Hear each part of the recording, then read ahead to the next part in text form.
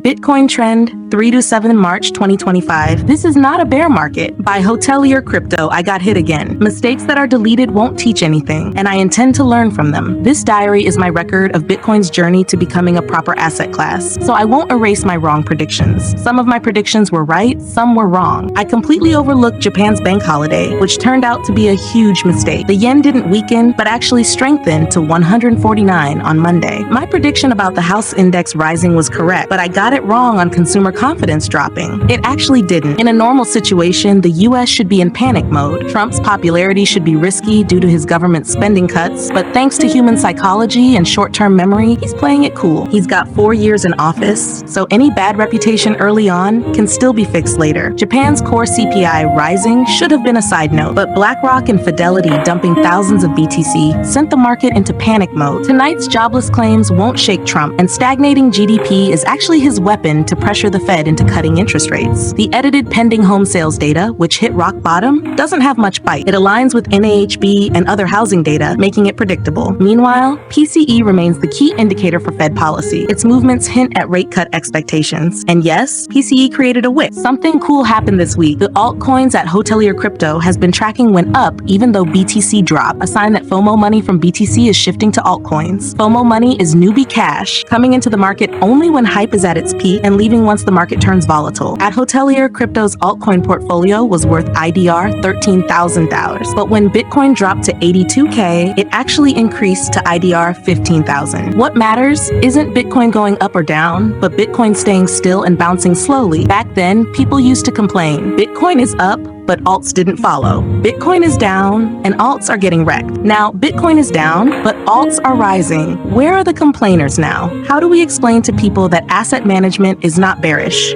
Next week's data breakdown. Monday, 3rd of March, 2025. 22 UTC ISM Manufacturing PMI. Think about this. Consumer confidence is down, retail sales are down, durable goods orders are down, factory orders are down. So why is the survey on corporate spending going up? Why is PMI increasing? Clearly, these companies know something. Trump's red line is that stocks can't drop below 10%, and even Nvidia's earnings are up. Who's buying all this? If PMI rises, DXY goes up. But if PMI rises and DXY drops, it means companies expect a stimulus is coming soon, so they're stocking up on goods before inflation drives prices higher. Here's what Monday's candle might look like. If the market starts green on Sunday, Monday is likely to be green. If Sunday is red, Monday will be even redder. My prediction, Monday will be green due to increased factory spending, but not because demand is rising. Instead, investors are backing it and RRP will drop, increasing the money supply.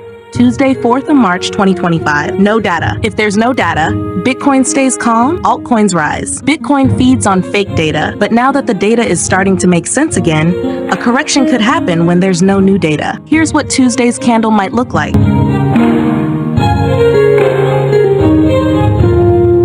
Before I continue, don't forget to like and subscribe at the bottom corner of this video.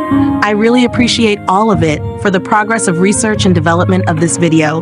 Thanks for subscribing. Wednesday, 5th of March, 2025, 20 UTC plus 7, private sector employment, ADP. We've seen massive layoffs of civil servants, which means they'll be cutting back on spending, causing retail sales to drop, which then leads to lower consumer confidence. So logically, the number of private sector jobs should also drop, right? But I don't want to use logic.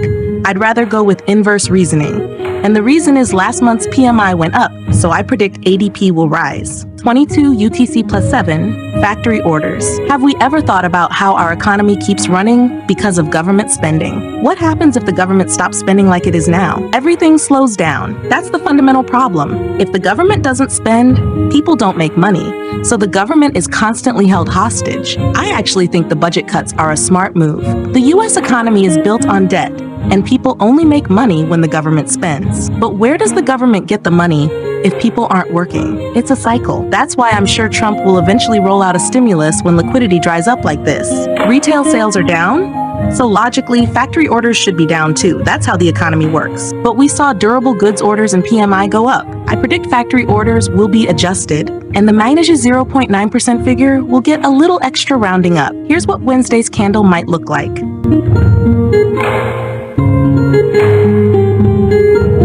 Thursday, 6th of March 2025, 2030 UTC plus 7, Jobless claims. Looks like the data adjustments are still going on. I'm sure the jobless claims on Thursday, 20th of February 2025, were edited to 220K. I predict tonight's claim data will go up. Here's what Thursday's candle might look like.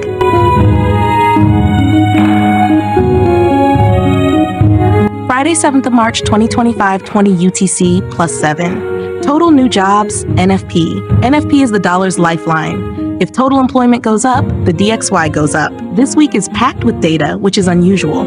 I've said before that I firmly don't need to inverse Trump's data, so logically NFP should go down. If NFP drops, DXY drops, and Bitcoin goes up. Here's what Friday's candle might look like.